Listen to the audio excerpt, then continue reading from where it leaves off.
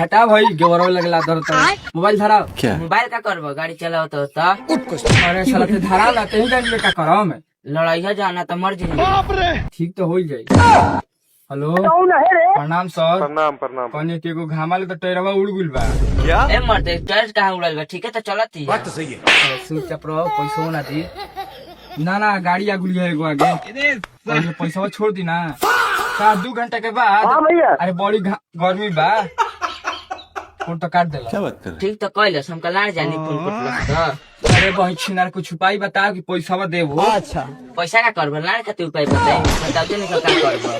अरे कुछ खाइल जी स्प्राइट पियल जी देखो तो 45 डिग्री घाम पइले बा।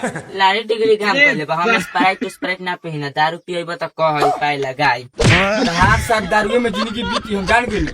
बताओ दारू गाई बहुत छिनारा जानते तो ना समझे। सुबह खानी तेलावा जोन भरवैले बा चला बेच देवल जाऊ का जानी आ जानियो जाई कहता रे आ जानियो जाई तो कह दो लीटर में लगा दे मुझे। ठीक कहता दिमाग तो लगैले बड़ा ऐसा हमर खलासी चाहिए। चल डिब्बा निकाल डिब्बा ले चल।